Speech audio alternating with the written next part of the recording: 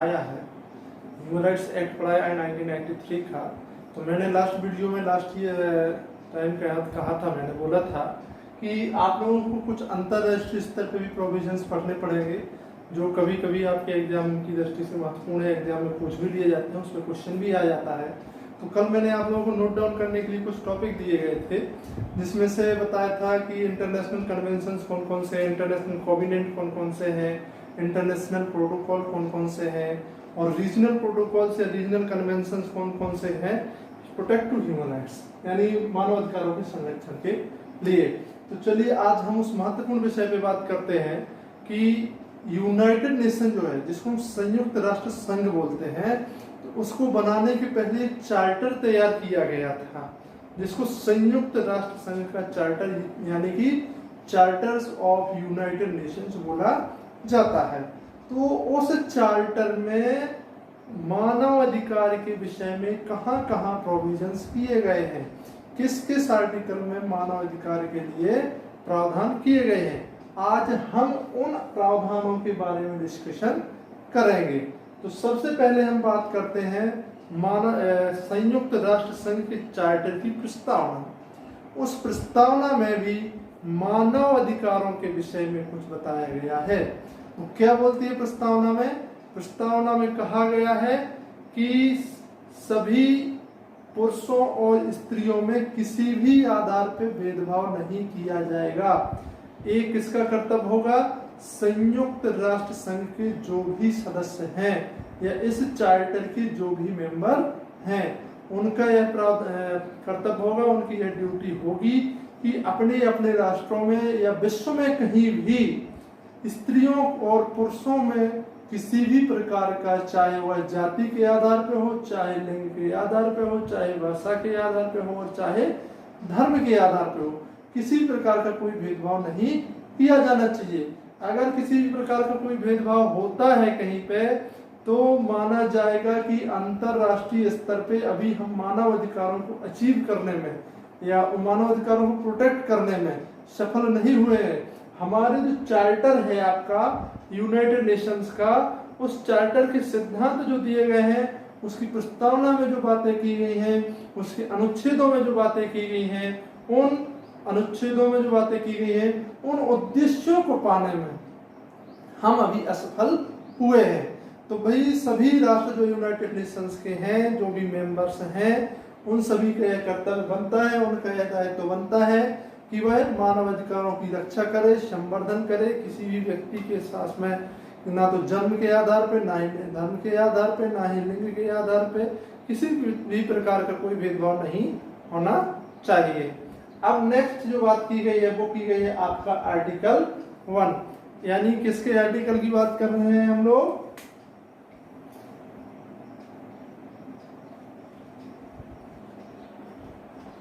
Charter of United Nations, इसकी हम बात कर रहे हैं, चार्टर ऑफ यूनाइटेड नेशंस। तो चार्टर ऑफ यूनाइटेड नेशंस का जो आर्टिकल 1 है, ये किसकी बात करता है? उद्देश्यों की बात करता है।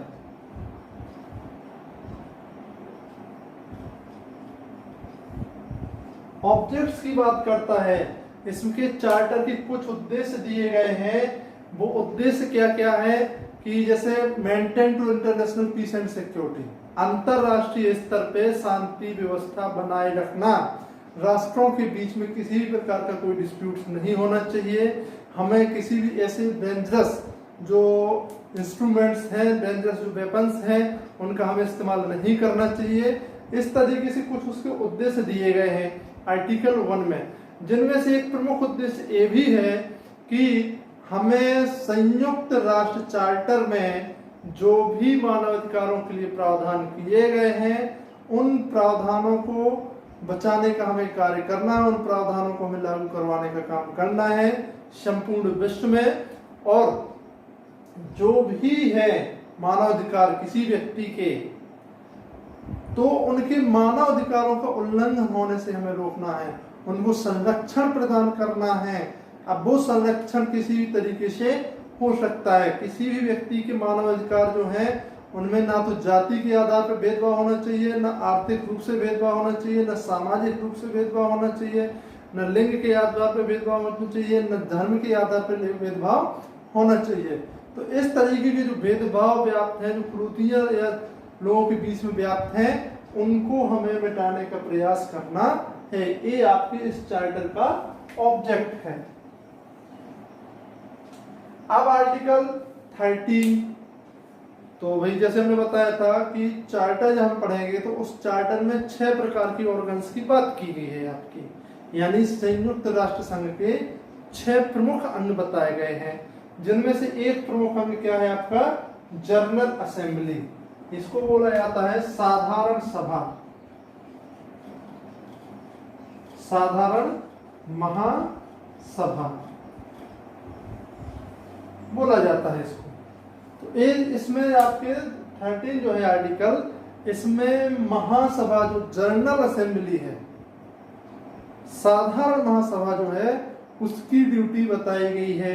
वो ड्यूटी क्या बताई गई है कि अंतरराष्ट्रीय स्तर पे जो आपकी साधारण महासभा है, इसका यह कर्तव्य होगा कि वह लोगों के मानव अधिकारों के संरक्षण के लिए, उनके प्रोत्साहन के लिए, उनके संवर्धन के लिए कार्य करें। और ऐसी जो सिफारिशें हैं वो किसके पास में भेजें, UNHRC,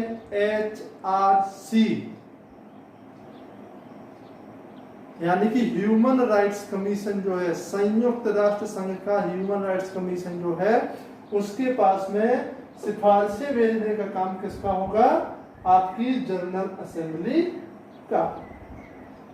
तो इस तरीके से आपके आर्टिकल 13 में मानवाधिकारों को बचाने के लिए, उनको प्रोटेक्शन के लिए बात कही गई है।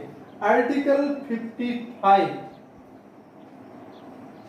इस सबसे महत्वपूर्ण है।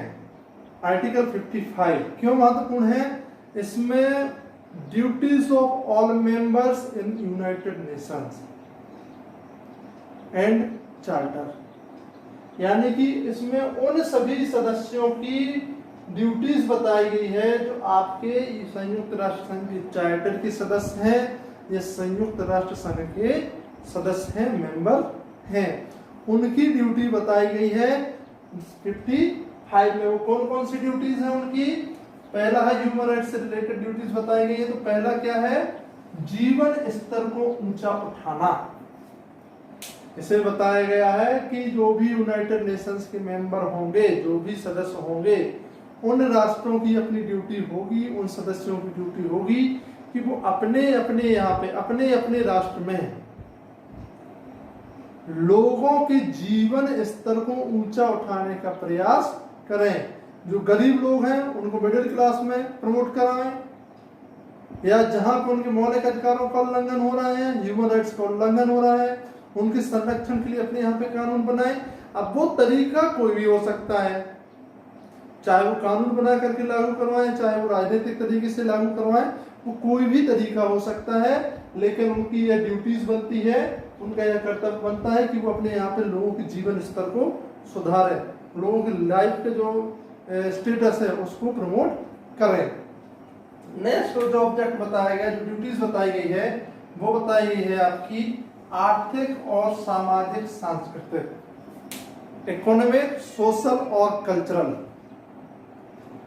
तो हर राष्ट्र की, यूनाइटेड नेशंस के जो मेंबर हैं, उन सभी राष्ट्रों की जो ड्यूटीज होगी कि वह अपने यहाँ पे मानव अधिकारों से संबंधित, चाहे वो आर्थिक हो, चाहे आपकी सांस्कृतिक हो, और चाहे आपकी सामाजिक हो, इन सभी चीजों का आदान प्रदान करेंगे ताकि लोग अपने यहाँ के मानव अधिकारों को समझ सकें, उनके मानव अधिकारों को बढ़ावा मिल सके।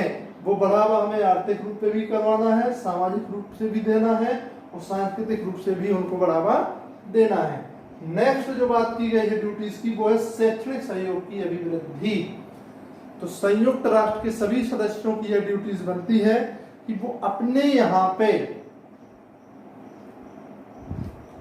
शैक्षणिक दृष्टि से लोगों को प्रमोट करें, क्योंकि हमने बताया था कि जो मानव अधिकार हैं वो आपके ऐसे अधिकार होते हैं जो किसी व्यक्ति के सर्वांगीण विकास के लिए आवश्यक होते हैं।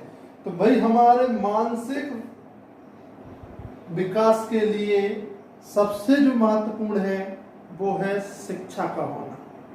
जब हम शैक्षणिक दृष्टि से महत्वपूर्ण जागरूक होंगे, हमारे पास अच्छी शिक्षा होगी, तो हमें अपने अधिकारों के बारे में जानने के लिए, नॉलेज गेन करने के लिए उत्साह होगा कि भाई ये हमारे राइट्स हैं, हमें अपने राइट्सों को पहचानना है और दूसरों को भी हम उनके अधिकारों के प्रति जागरूक कर सकेंगे। तो सबसे जो महत्वपूर्ण ड्यूटीज है वो क्या है? शैक्षणिक सहयोग प्रदान करना। और इसमें हम ये भी कह सकते हैं कि जो भी रिसर्च हो रहे हैं शैक्षणिक दृष्टि से, उन रिसर्चों को भी एक दूसरे को प्रदान करना, उन रिसर्चों में भी एक दूसरे का सहयोग करना। नेक्स्ट है मानव अधिकारों का विश्वव्यापी पालन कराना। अब यह है यूनाइटेड नेशंस की ड्यूटी है, उनके मेंबर्स की ड्यूटी है कि वह पूरे विश्व में मानव अधिकारों का विश्व स्तर पे पालन करवाएं, वर्ल्ड लेवल पर उसका पालन करवाएं। अब ऐसा नहीं होना चाहिए कि अगर कहीं मानव अधिकारों का उल्लंघन हो रहा है तो वहां पे इन मेंबर्स में से किसी का ध्यान ही नहीं जा रहा है,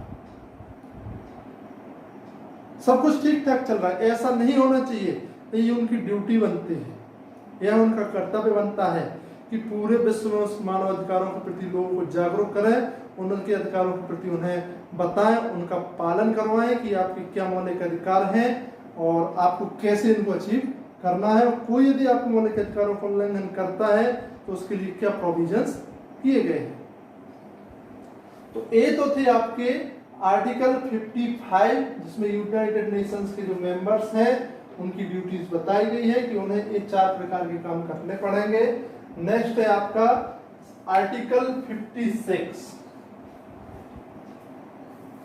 आर्टिकल 56 में केवल एक पॉइंट बोला गया है, वो बोलती है आर्टिकल 56 कि all members of United Nations, यानी संयुक्त राष्ट्र संघ के जितने भी सदस्य हैं उन सभी की यह ड्यूटी होगी कि आर्टिकल 55,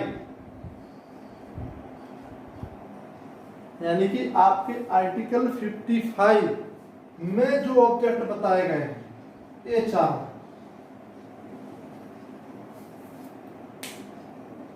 इन ऑब्जेक्ट्स का पालन कराए। यहाँ पे उनके पास में ड्यूटीज बांध दी गई है कि सभी लोगों का दायित्व हो जाता है 56 से। इसमें 55 में उनकी ड्यूटीज और प्लस फंक्शंस बताए गए हैं और 56 जो है इनके ऊपर ऑब्लिगेटरी फोर्स डाल रही है। ऑब्लिगेटरी फोर्स डालेगी नहीं, आपको करना ही पड़ेंगे इन सब चीजों को। नेक्स्ट है आपका आर्टिकल 62। जो स्टूडेंट्स आर्टिकल 62 है स्टार्टर का, उसमें सोशल और इकोनॉमिक काउंसिल जो है संयुक्त राष्ट्र संघ की, उसकी ड्यूटीज बताई गई है कि वो भी मानव अधिकारों के संरक्षण के लिए, उसके प्रोत्साहन के लिए, मानव अधिकारों को बढ़ावा देने के लिए, मानव अधिकारों को लागू करवाने के लिए, मानव अधिकारों से संबंधित सिफारिशों की जांच करने के लिए कार्य करेगी। ये किसका ड्यूटीज होगी? सोशल और इकोनॉमिक काउंसिल, सामाजिक और आर्थिक परिषद। नेक्स्ट है 68 ट्रस्टीशिप सिस्टम, न्यास प्रणाली जिसे कहते हैं। तो आर्टिकल 68 के अंतर्गत भी ट्रस्टीशिप सिस्टम की ड्यूटीज होगी कि वो मानव अधिकारों के लिए कार्य करे, उनके संरक्षण के लिए कार्य करे। तो स्टूडेंट्स ये था आपका आज का चैप्टर। नेक्स्ट वीडियो में हम कंप्लीट करेंगे डिक्लेरेशन ऑफ ह्यूमन राइट्स।